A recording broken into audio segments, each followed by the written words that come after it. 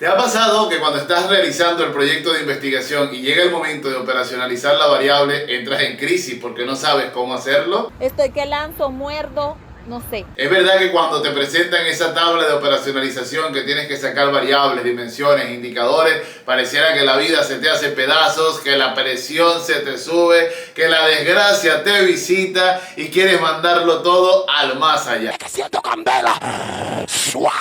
Si es que has sufrido de esos dolores, hoy te los voy a quitar todo. Te traigo el remedio brutal para esto. Y se trata de una muestra de lo que es una variable, de cómo se operacionaliza, y para el final te tengo lo mejor. Yo ando sin recargo. Y dirás, ¿qué es lo mejor si todo lo anterior está bueno? Finalmente que ya no lo vas a poder hacer solo porque tendríamos la asistencia de la inteligencia artificial. Así que probaremos con una inteligencia a ver qué tal nos va a ir, y sin duda alguna vas a tener resultados extraordinarios que no solo te van a encantar, sino que te van a resolver la vida de una manera brutal, ¿ok? Así que no esperemos más. Pero antes de comenzar nuestro contenido, vamos a seguir con nuestras tradiciones. Quiero que me cuentes cómo estás hoy. Estoy cogiendo un cursito por ahí para aprender a tomar alcohol. Ahora, con base en ello, comencemos la temática. Ya estamos listos. El primer tópico que vamos a trabajar está relacionado con el sentido de la variable. Y para hablar de variable, automáticamente nos lleva o nos remite a conversar sobre el objeto de estudio. En realidad, la variable no es más que una propiedad, que un atributo que tiene el objeto de estudio. Escuchaste bien. No investigamos la totalidad de un objeto de estudio. Investigamos sus rasgos o sus propiedades o sus atributos. Y eso lo llamamos variable. Ciertamente el término es bastante usado en el argot estadístico, pertenece a ese registro estadístico y comúnmente tiene una inclinación hacia una tendencia cuantitativa, ¿no? No obstante, si vemos en su composición, en su definición, pues no es ni cuantitativa ni cualitativa. Es un término que alude a una propiedad. Sí, señor. A un atributo, ¿ok? A ver, y si estamos en contra del secuestro léxico, es decir, que las palabras pertenecen a un reino y no a otro, entonces estaremos en mayor libertad de poderla entender, procesar y usar. En ese sentido, quiero que te quedes con lo siguiente. Una variable es una propiedad o atributo que tiene un objeto de estudio. Por lo tanto, solamente, por ejemplo, tienes que mirar, si miro mi camisa, digo nada, ¿qué propiedades tiene el color, la tela, el uso, el modelo? Y cada uno de estos elementos constituye una propiedad que puede ser estudiada. Señores, eso es una variable. Ojo, pueden haber variables que son sumamente importantes para un área del conocimiento y otras que son sumamente infelices. Entonces, esto hace que la investigación pues sea relevante porque estás estudiando elementos que están llamando la atención de la comunidad científica, que tienen pertinencia social, y eso es fenomenal. A ver, puede también suceder que tengas una investigación muy buena, muy bien desarrollada, pero bueno, que sus variables sean una infelicidad y que los productos, vamos, desde el punto de vista metodológico estén bien logrados, pero desde el punto de vista del aporte que dan a la comunidad científica, pues sean bastante distantes y estén comprometidos. Entonces, a la luz de ese señalamiento, ya sé que conoces que es una variable. Y si vas teniendo dudas, entonces vémelas contando en este momento. Y ojo, aprovecha para que le des like a este vídeo, porque de esa manera lo apoyarías un montón y harías que nuestra comunidad crezca. Y por supuesto, si no te has suscrito, no pierdas el tiempo, hazlo ya. Las variables se clasifican. Es importante tener en cuenta que el común de los mortales, sobre todo en un proceso de revisión que hice en el año 2016 y luego también lo retomé en el 2017, me daba cuenta que en 300 tesis que revisé de pregrado acá en mi universidad, pues todas las variables eran dependientes e independientes. Eso llamaba mi atención, porque es que por naturaleza las variables no nacen siendo dependientes e independientes. Las variables tienen un sistema de caracterización distinto que es proporcional al objeto de estudio en el cual se está abordando. Entonces, al tenor de aquello, las variables pueden ser de asociación, las variables pueden ser de correlación o también pueden ser de experimentación, ¿no? Pero bueno, hoy les traigo una serie de criterios que nos va a permitir balancear el proceso de caracterización de estas variables. Esto lo tengo descrito en mi libro de metodología de la investigación, que si me escribes te lo envío. Ahora bien, Las variables, de acuerdo a la posición que tienen en la relación, pueden ser independientes o dependientes. Llamaremos independientes aquellas variables que automáticamente están en el control del investigador. Y las dependientes serán aquellas que van a recibir el efecto de esa independencia. Por ejemplo, imagínate, quiero estudiar el efecto de un programa de capacitación en el desempeño laboral de los trabajadores. A ver, y en ese caso, ¿cuál sería la independiente? Ya sé que lo saben. Por supuesto, el programa de capacitación, porque está bajo el control del investigador. El investigador sabe qué va a dar, cómo lo va a dar, las horas, la dedicación, etc. ¿Y la dependiente cuál sería? Pues el efecto que en este caso recibiría, o el efecto que desencadena en el trabajador haber recibido ese estudio. ¿Ya está? Entonces, importante, una variable independiente va a tener siempre un comportamiento de efecto sobre otra. Esa otra la llamamos dependiente. No te enredes la vida y de alguna manera ya te irás imaginando que ellas no nacen porque sí, sino que están casadas con un tipo de diseño. Si tu diseño es experimental, cuasi experimental, entonces es bastante probable que esta clasificación te ayude para determinar cómo analizarías los datos. Ahora bien, de acuerdo a la naturaleza de los datos, las variables pueden ser cualitativas o cuantitativas. Te pongo un ejemplo. Imagina que estamos frente a una madre que acaba de dar a luz su primer hijo. Llora. ¿Ok? Si nosotros analizamos esa emoción materializada en las lágrimas, vamos, no vamos a pesar las lágrimas ni las vamos a meter en un microscopio para ver cuánta emoción hay en ellas. Sería una locura, una estupidez. Ahora bien, la variable es la emoción percibida al tenor del contacto con el primer hijo. Y esa variable pues es cualitativa porque no tiene ni medición perfecta ni nada por el estilo. Va a haber un componente emotivo que lo vamos a descubrir a partir de la interacción discursiva.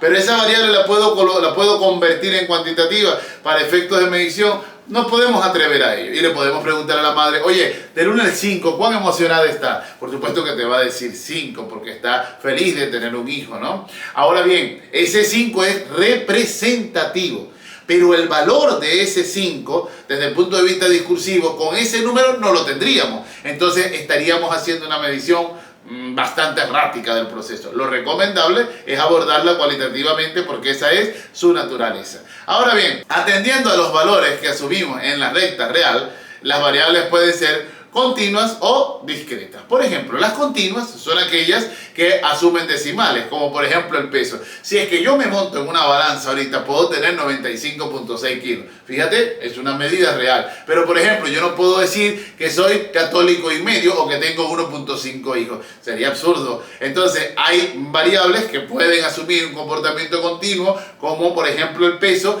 pero hay otras que asumen un comportamiento discreto, como por ejemplo el número de hijos. ¿Y qué tal el número de categoría?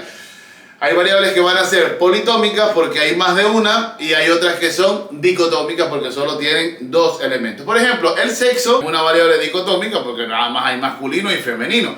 Pero si vemos desde la perspectiva de género, el género es una variable politómica porque, bueno, hay muchísimas opciones de género. Bisexual, homosexual, lesbiana, en fin, anyway. En consecuencia, es importante saber cuántos valores asume la variable que estamos estudiando para, en este caso, determinar el comportamiento diferencial que va teniendo. Hasta aquí, ¿alguna pregunta? No, mi amor, no. Conmigo nada que ver. Fíjate bien, una variable entonces no la vamos a poder encasillar en una sola clasificación. De esta manera, por ejemplo, una variable puede ser independiente, pero también ser cuantitativa, pero de repente también ser continua y dicotómico. Veamos en este sentido. Una variable puede ser, por ejemplo, independiente. A ver, se me ocurre un programa de capacitación en competencias digitales docentes, ¿ok? Un programa de capacitación, competencias digitales docentes y quiero estudiar en mi investigación su efecto en el desempeño laboral de los maestros. Ahí está. Repito, el trabajo sería, la investigación sería el programa de competencias digitales, el programa de competencias digitales docentes y su efecto en el desempeño laboral de los maestros. Muy bien. Ese programa sería una variable independiente. Técnicamente, Desde el punto de vista de la naturaleza de los datos, sería cualitativo. Desde la posición que asume en la recta real, pues sería totalmente discreto. Y en cuanto al número de categorías que podría ofrecer en su valoración, podría ser politómica. ¿Y de dónde hemos encontrado esa clasificación? Recuerda que tú eres el investigador y tú empiezas a tejer una serie de características alrededor de aquello que estás estudiando que termina por legitimar esa práctica que estás realizando. Muy bien, pila con eso. Una vez que hemos clasificado a la variable, entremos al proceso de definición. Para definir la variable, es importante tomar en consideración cuáles tipos de definición vamos a usar. Entonces, hay una definición nominal, que es la más abstracta porque es un nombre. Y te preguntas, bueno, ¿los nombres son abstractos? Evidentemente sí. ¿Por qué? Por ejemplo, una palabra como amor es bastante abstracta, considerando que ¿qué es amor? ¿De qué está hecho? ¿Cómo se compone? ¿Cómo se materializa? Es complicado. Por lo tanto, necesitamos definirla conceptualmente. Para eso, los teóricos son la clave. Las teorías son la clave. Aquí quiero hacer un alto chiquitico para hacerle justicia a las teorías y alertar al que investiga a que necesariamente debe tener una relación armónica con las teorías. Si tú estás investigando y no tienes una relación armoniosa con las teorías y las irrespetas pensando cosas como esta, hombre, es que eso lo podemos bajar a internet, copiamos, pegamos, es pura paja teórica. Bueno, déjame decirte que estás haciendo gala de tu inmadurez académica y una gala enorme de la estupidez más grande que puedes tener como investigador. Porque la teoría es la base para poder explicar y predecir el funcionamiento de tu objeto y obviamente de tus variables. Sin teoría no hay investigación posible, ya que ella es la clave para entender, para cruzar relaciones probablemente causales, explicativas, anyway. En consecuencia, hay que siempre precisar cuál es el autor o las teorías que van a ser la base para conceptualizar esa variable. Importante. Y finalmente necesitamos medirla, por eso hay definiciones operacionales. La definición operacional es aquella que te permite identificar indicadores de medida. Pongamos un ejemplo, pensemos, se me ocurre en el derecho, ¿no? En el manejo de la norma. Finalmente, las normas conceptualmente van a tener una función dentro de la estructura social para garantizar la convivencia ciudadana, para garantizar el cumplimiento de un contrato social, entre otras propiedades. Pero, ¿cómo medimos una norma?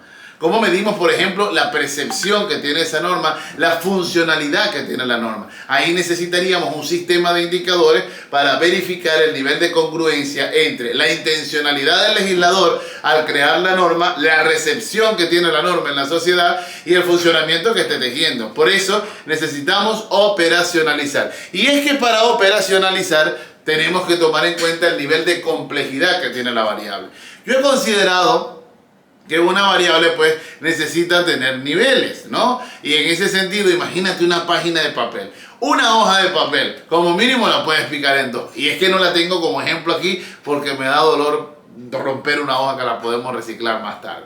Imagínate una hoja, la partes a la mitad. Listo, esa hoja es tu variable, la partes a la mitad, tendrías dos subvariables. Agarra una, la picas a la mitad, tendríamos dos dimensiones. Agarra una de esas mitades, la vuelves a picar a la mitad, tendríamos dos indicadores. Agarra uno de esos indicadores, la vuelves a picar a la mitad, tendríamos dos subindicadores.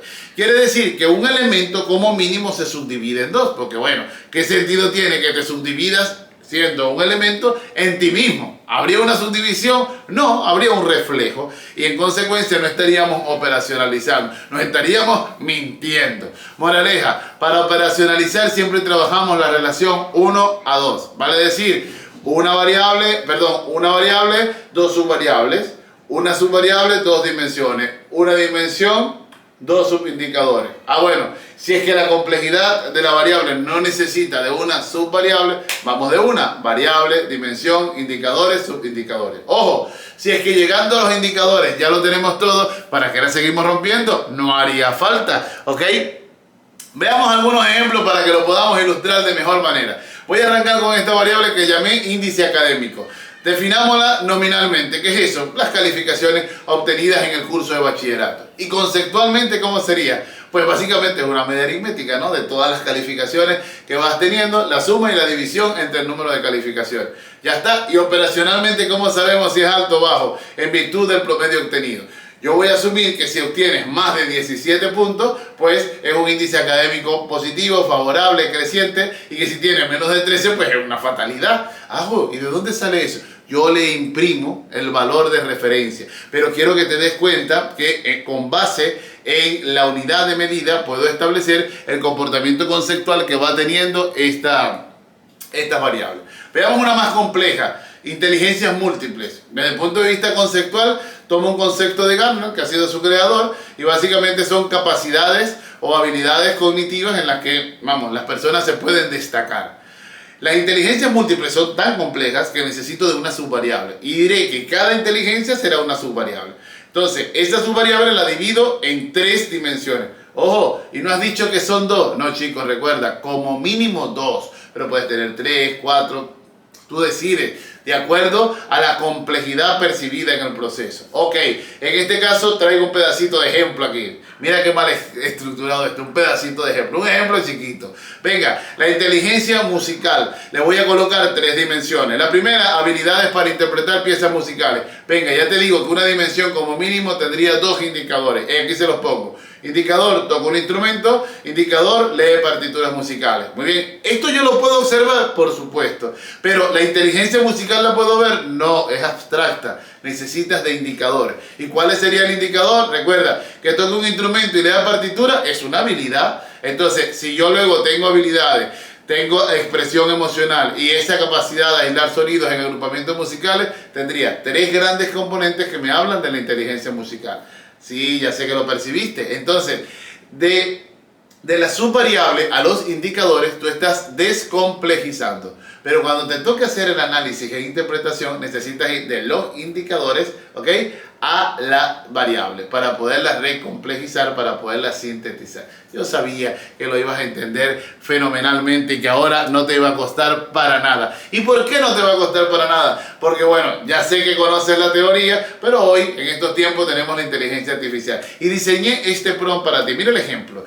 Vamos a darle contexto y le decimos que actúe como especialista en psicología cognitiva conductual. Me gusta mucho esa área, me he formado en ella. Y le vamos a pedir que diseñe una matriz de operacionalización sobre la autoeficacia. Pero, vamos con la teoría, según Albert Bandura. Especificaciones. La matriz deberá contener dimensiones, indicadores y subindicadores. Le doy más detalles. Por cada dimensión deberá generar como mínimo 2 indicadores. Para cada indicador, un mínimo de 2 subindicadores que le permitan medir la autoeficacia. Ya está. Es importante acercarnos a esto, que se adecue a los postulados teóricos de Bandura, ya que vamos, de autoeficacia está hablando mucha gente, ¿ok? Y que bueno, nada, que me muestren los resultados en una tabla. Fíjate las maravillas que me ha dado este chat. Y esta tabla que estás viendo en este momento, ahora, yo sé que está muy bien creada porque me conozco la teoría. De hecho, en el 2017 publiqué un artículo sobre esto que a la fecha ya creo que llega a las 100 citas, bastante bueno. Lo hice con los que fueron mis estudiantes, mis tesistas, acá en la Universidad Técnica de Machala en Psicología Clínica y que hoy son profesionales, ¿no? Bueno, y basado en ello ya tendríamos esa pelea ganada. Ahora lo que tendríamos es básicamente que contrastarlo con las teorías, con los textos, revisarla en detalle y con base en eso tomar la decisión para determinar si nos quedamos con ese aporte o no. Muy bien, si has llegado hasta aquí es porque te ha encantado este video, sé que lo has disfrutado, has aprendido un montón y que estás dispuesto a compartirlo. Pues esa es la actitud. El conocimiento se comparte para que sean muchos los que puedan aprender con aquello que hacemos. Recuerda, no te vayas sin darle un like, no te vayas sin dejarme un comentario, porque esto anima el proceso de continuar produciendo conocimiento para que sean muchos los que vivan la experiencia de investigar con emoción, con pasión y que vean en ello una práctica que transforma nuestra percepción del conocimiento y de sus procesos productivos. Así que nada, nos vemos en otro vídeo, que la pases súper bien, cuida tu vida y nunca pierdas el humor. Recuerda que aquello que se aprende con alegría jamás se olvida. Chao, chao.